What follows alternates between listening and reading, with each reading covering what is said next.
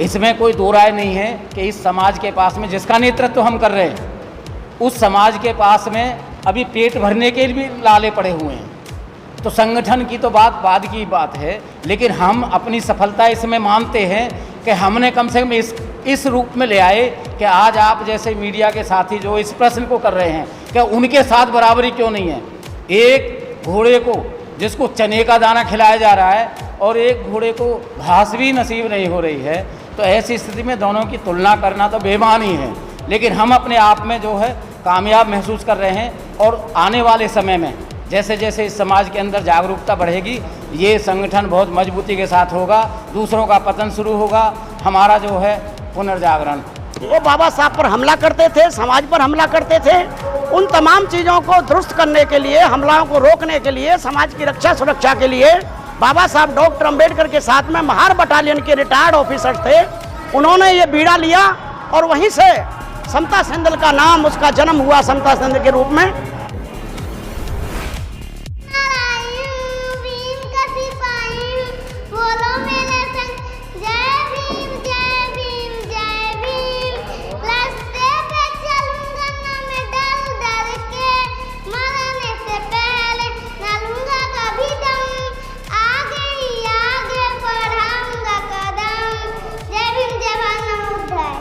आज एक बार हम फिर पहुँचे हैं अंबेडकर भवन दिल्ली रानी झांसी रोड पर।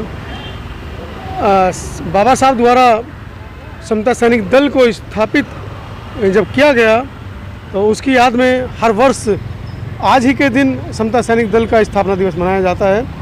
आज इस कार्यक्रम में जो राष्ट्रीय अध्यक्ष हैं माननीय उमेश सिंह गौतम जी, उनके द्वारा दिल्ली प्रदेश की जो टीम है समता सैनिक दल की, वो आज इस कार्यक्रम को यहाँ पर कर रही है। ये चलते हैं, देखते हैं किस तरह का कार्यक्रम समता सैनिक दल के माध्यम से यहाँ पर किया जा रहा है।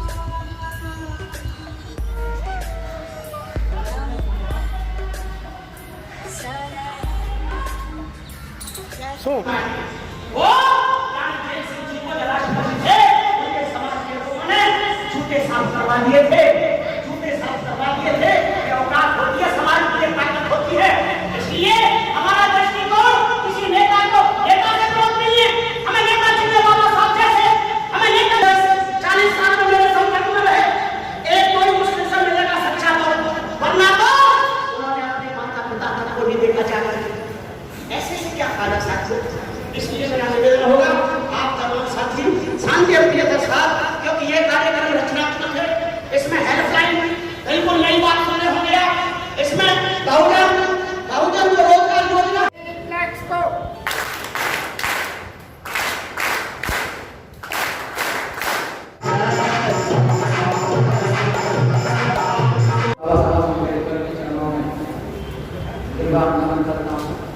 वंदन करना हूँ। समता सैनिक दल के दिल्ली प्रदेश द्वारा आयोजित स्थापना दिवस समारोह में उपस्थित हमारे समता सैनिक दल के कमांडर इन चीफ माननीय गौतम साहब, इस कार्यक्रम के मुख्य अतिथि हमारे राष्ट्रीय सलाहकार सर जयप्रकाश चंद जी, समता सैनिक दल के राष्ट्रीय प्रधान महासचिव भाई जसपाल जी, राष्ट्रीय उपाध्यक्ष भाई हमारे गिरीश बजाज जी, कोषाध्यक्ष राजकुमार जी, हमारे वरिष्ठ उपाध्यक्ष आदरणीय अशोक जी, प्रशासनिक महासचिव महेंद्र गोपेल जी, और विशेष रूप से दिल्ली प्रदेश के आयोजन में खासतौर से हरियाणा की भूमि से आए हुए हमारे हरियाणा प्रदेश के कमांडर आदरणीय देवी सिंह बेचैन जी, नाम में बेचैन लगा हुआ है, बेचैन जी, आदरणीय देवी सिंह जी जो उत्तर प्रदेश पुलिस में वरिष्ठ अधिकारी के रूप में रहे और अब समता सैनिक दल की सेवा कर रहे हैं। पूज्य भिक्खू संघ का सानिध्य हमें सदैव मिलता रहा है। पूज्य भिक्खू संघ हमारे बीच में, हमारे तमाम कमांडर, मुझे सारे चेहरे दिखाई दे रहे, सबको मैं व्यक्तिगत रूप से जानता भी हूँ। हमारे बीच में इस कार्यक्रम की शोभा बढ़ा रहे तमाम हमारे समता सैनिक दल के सहयोगी सैनिक तमाम साथी सभी के क्रांतिकारी जय भीम करता हूँ। ऐसा समझ लो मैंने सबके नाम ले दिए, क्योंकि कोई आज की बात नहीं है, कोई ना कोई कहीं ना कहीं चलता ही रहा है। राजवीर जी बैठे हैं और दूसरे साथी बैठे हैं, हमारे परिवार बंधु बैठे हैं। यानी हमारे देश के प्रधानमंत्री ने कहा कि स्वावलंबी बनो, हमारा समाज तो पहले से ही स्वावलंबी बन रहा, उसे पता नहीं कि सरकार कुछ करेगी नहीं। इसलिए तमाम साथियों ने अपने सारे हथियार निकाल लिए हैं। मीडिया में कोई नहीं है, पुलिसरी में कोई नहीं है, उद्योगों में कहीं भी कुछ नहीं है, तो सबको अपने अपने जो हथियार निकालने पड़ेंगे, तभी ये समाज जो है आगे जा सकता है। इस समता सैनिक दल के बारे में हमारे कमांडर इन चीफ माननीय मुख्यमंत्री ने और पहले बता दिया है। समता सैनिक दल की स्थापना के बारे में बता दिया है। बाबा साहब अम्बेडकर उस स्थिति में जब MA, MSc, PhD, BSc, करने के बाद में आए, देश विदेशों की सारी परिस्थितियों को देखने के बाद में भारत में आए, तो यहाँ पर भारत में इनका जिनको मनुवादी कहते थे, समतावादी कहते थे, इनका राज नहीं था। यहाँ पर अंग्रेजों का राज था, पर अंग्रेज भी उसी पर ही अपना हुक्म रख के चलाते थे। तो सारे अधिकार नहीं थे, जिनको मनुवादी कहते हैं, ब्राह्मणवादी कहते हैं, विषमतावादी कहते हैं, और वो मजे कर रहे थे अंग्रेजों के जमाने में भी। लेकिन बेचैनी उनको भी बहुत थी। कैसे ही, क्योंकि हम गुलाम हैं, आजादी चाहिए, तो यहाँ पर आंदोलन चल रहा था आजादी का। ऐसे आजादी के आंदोलन के समय में एक समाज विशेष जिसको माननीय कांशीराम जी ने 85% की संख्या दी, बहुजन समाज का नाम दिया। ऐसे समाज के बारे में तो कोई भी देखने को सुनने को तैयार नहीं था कि ये तो गुलामों के भी गुलाम है। बाबा साहब अम्बेडकर ने उनके बारे में ध्यान दिया। बहुत सारे लोग कहते थे कि बाबा साहब अम्बेडकर तो एक वर्ग विशेष के नेता के रूप में आए, उन्हीं की बात करते हैं, उन्हीं को देखते हैं। बाबा साहब अम्बेडकर इसमें शर्म कुछ नहीं होती। वो कहते थे पूरे देश के सारे नेता 15% समाज के लिए लगे हुए और 85% समाज जो गुलामों का भी गुलाम है, उसको तो देखने वाला ही कोई नहीं है। मुझे फख्र महसूस होगा कि इस समाज में आजादी देना। और बाबा साहब अम्बेडकर ने 23 सितंबर 1917 में, आपको पता होना चाहिए, उस समय संकल्प लिया था। सयाजीराव गायकवाड़ जी के उद्यान में पेड़ के नीचे बैठ करके सोचा था कि इतना पढ़ा लिखा होने के बावजूद भी मेरी कोई कदर नहीं है, कोई भी समाज हमको जो है अपने साथ बिठाने के लिए राजी नहीं है। और इसका कारण बाबा साहब ने देखा। बाबा साहब ने देखा झूठ है समाज में, इसको एकजुट करना, और एकजुट करना है तो जगह जगह हमको जो है जाकर के लोगों के बीच में पुनर्जागरण का कार्य करना पड़ेगा, जागरण का कार्य करना पड़ेगा, जागृति लानी पड़ेगी। तो बाबा साहब अम्बेडकर ने 20 जुलाई 1924 में बहिष्कृत हितकारी सभा की स्थापना की। 7 साल बाद बाबा साहब ने जो है 1917 में संकल्प लिया 23 सितंबर को, और 7 साल के बाद में जो है उन्होंने बहिष्कृत हितकारी सभा, बहिष्कृत क्यों शब्द किया गया था? ये अछूत, उनको छूने का भी अधिकार नहीं, इनको रास्ते पर चलने का भी अधिकार नहीं था, इनको किसी भी प्रकार के अधिकार नहीं थे। मानवीय अधिकारों से पूरी तरह से वंचित किया हुआ था बहुसंख्यक समाज। ऐसी स्थिति में बाबा साहब अम्बेडकर ने एक सूत्री कार्यक्रम किया। हम और आप जो आज बैठे हुए हैं, अपने अपने स्थानीय जिलों में, प्रदेशों में जो समता सैनिक दल का स्थापना दिवस मना रहे हैं, उन सारे के सारे लोगों ने उन पर एक बहुत भारी ऋण है। बाबा साहब अम्बेडकर हमारे और आपके सबके ऊपर एक भारी ऋण है। माननीय गौतम साहब ने आशा भी व्यक्त किया और निर्देशन भी दिया है। हमारी दुर्गति का कारण 57 का स्थापना दिवस बेशक मना रहे हैं, परंतु वास्तव में उस समय तो परिस्थितियां रही होगी। 1986 के बाद में तो गौतम साहब जी के हाथ में आया, हम सब साथ रहे, हम चाहते तो बहुत सारे संगठन बना सकते थे। MSc PhD करने के बाद में हमारे भी मन में आई थी, एक बात हमने जाने का संगठन बनाए थे, उसमें तो काम करने लगी थी।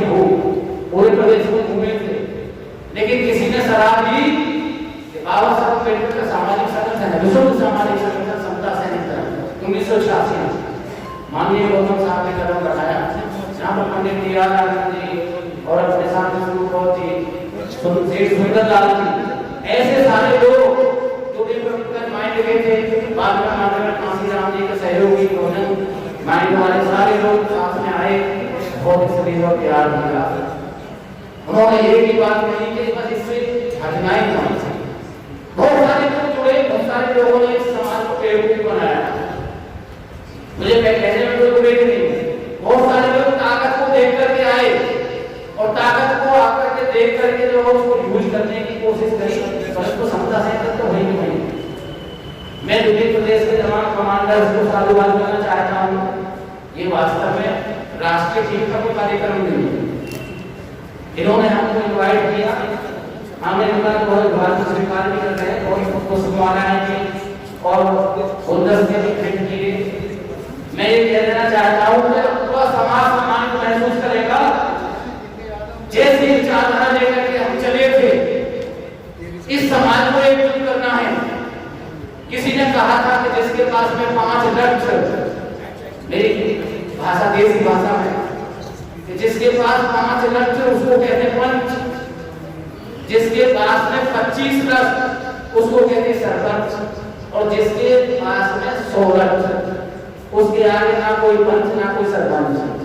असली बात यह है कि समता सैनिक दल और कोई काम नहीं कर रहा। राजनीति में तो 4 दिन की गुलामी करने के बाद में राजनेता बन जाता है। हमारे साथी बहुत सारे बन गए, बहुत सारे लोग आए, समाज के जो है मेहनत और कुर्बानी में पानी फेर के पहुंच गए। हम लोग बहुत अच्छा विचार करते थे कि समाज तो रोटी को नहीं, बाबा साहब अम्बेडकर जैसा चाहते थे इसका शोषण खत्म हो जाए। शोषण तो खत्म नहीं हुआ, शोषण तो और बढ़ता जा रहा है और राजनेता भी हो जाते। बाबा साहब अम्बेडकर ने 1931-32 में लंदन कॉन्फ्रेंस में अपनी बातों से अंग्रेजों को प्रभावित किया। प्रधानमंत्री रेंजे मैकडोनेल जो ब्रिटिश प्राइम मिनिस्टर थे, गुलाम भारत के प्रधानमंत्री थे,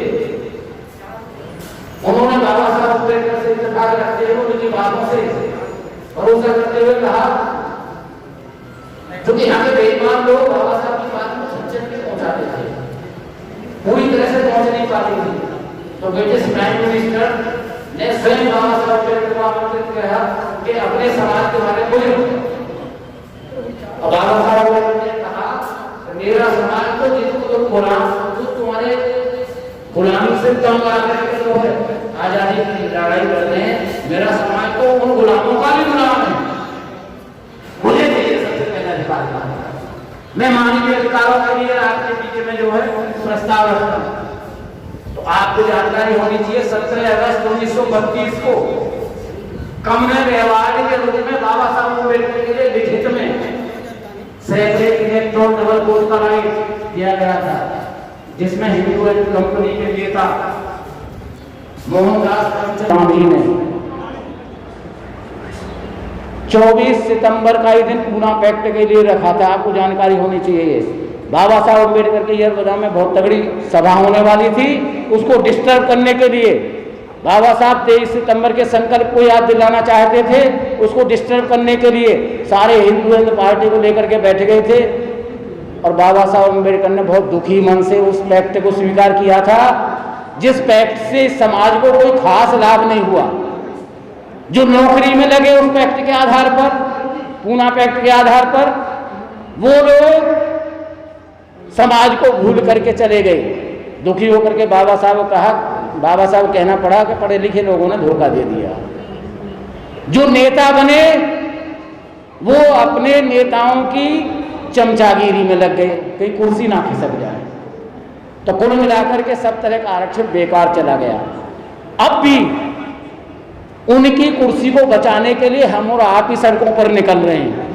वो अब भी नहीं निकलते, ना उनका पैसा काम आता है ना उनकी शक्ति काम आती है।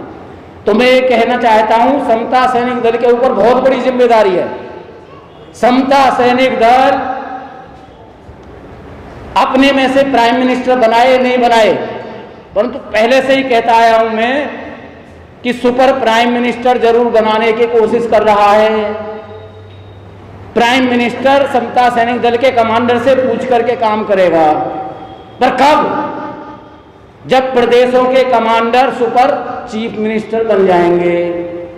सुपर चीफ मिनिस्टर कैसे बनेंगे, मैंने वो बता दिया आपको, लठ वाली बात। बस लट्ठी, जो काम हम कर सकते हैं वो तो कर सकते हैं। सब लोग विद्वान जन जानते हैं कि हमारे पास में जनशक्ति बहुत है और जनशक्ति को एक सूत्र में पिरोने की आवश्यकता है। एक दिन में नहीं, बहुत समय लगेगा। अब फिर से दोबारा से चक्र चला है, वो चक्र दोबारा से जो है घूम रहा है। आएगी बहार, आप लोगों के हाथ में लठ भी होंगे, विद्युता भी होगी, ये सारे के सारे काम होंगे। आप समता सैनिक दल को मजबूत करने के लिए निकल पड़े। समता सैनिक दल का कारवां बढ़ता है तो बहुत सारे इधर उधर की जो है बहुत सारी समस्याएं, चुनौतियां आ जाती हैं, उनसे भी दो दो हाथ करते रहेंगे। समता सैनिक दल को पूरे राष्ट्र में एकजुट करने का भी जिम्मा लिया हमने। मैंने संकल्प दिवस पे ही संकल्प लिया है कि बहुत सारे कुकुर मुत्तों की तरह कोई राष्ट्रीय अध्यक्ष लिख देता है, कोई कुछ लिख देता है। पूरे देश में एक समता चिन्ह, एक कॉन्स्टिट्यूशन, एक समता सैनिक दल का कमांडर इन चीफ, एक कार्यालय, ऐसी व्यवस्था भी करेंगे। क्योंकि ऐसा नहीं करेंगे तो निश्चित रूप से आंध्रा वाले अलग तरीके से सोचते हैं, गुजरात वाले अलग तरीके से सोचते हैं, नागपुर वाले अलग तरीके से सोचते हैं, मुंबई वाले अलग तरीके से सोचते हैं। लेकिन मेरी सबसे बात हुई है, मैं अपने राष्ट्रीय कमांडर इन चीफ यहाँ पर बैठे हुए हैं, मैं 1 साल का समय इसी काम के लिए लगाया है और अगले 2 महीने के अंदर इस प्रक्रिया को पूरी करेंगे। आपसे कोई ये नहीं कह पाएगा कि समता सैनिक दल का अध्यक्ष कौन है, समता सैनिक दल का कार्यालय कहाँ है, समता सैनिक दल के चिन्ह कहीं पे सूर्य बना हुआ है, कहीं पे स्टार बना हुआ है, कहीं पे ये मशाल वाला चक्कर बना हुआ है। ये सारी की सारी व्यवस्था करने से दुरुस्त होगी और हमें भरोसा है। हम जब 0/0 से भगवान दास जी एडवोकेट, LR बाली साहब, हरीश चांदे जी, डॉक्टर सुरेंद्र अज्ञात जी से, भाऊ लोखंडे जी जिनका कल परसों ही जो है देहावसान हुआ, ऐसे लोगों से निकाल करके लाए। हमने कहा था समाज पर जुल्म होता है, सेना कहाँ है। जब ये कहा गया था कि सेना आप बनाओ, माननीय गौतम साहब ने ये चुनौती स्वीकार करी थी, हम साथ रहे और सेना बनाई। उस सेना से अच्छे अच्छे लोगों के हमने पसीने छुड़ाए। मैं बहुत अधिक नहीं कहना चाहता हूँ, एक ही अपने जितने प्रदेशों के कमांडर हैं उसी प्रक्रिया को अपना लें। हम ज़्यादा भाषण नहीं देते थे, हम प्रशिक्षण शिविर लगाते थे। प्रशिक्षण शिविरों पर ध्यान दें, संज्ञानों पर ध्यान दें। हमारी जो यूनिट है, जो सबसे बड़ी शाखा है हमारी, वो 20-20 लोगों की शाखा एक एक पार्क में, एक एक गांव में, एक एक नगर में लगनी चालू जिस दिन हो जाएगी उस दिन ये शासन करती जमात भी बन जाएगा। जय हिंद, जय भारत। सब्सक्राइब करें आपके अपने चैनल समता आवाज़ टीवी को, बेल आइकन दबाना ना भूलें सबसे पहले हमारी वीडियो देखने के लिए।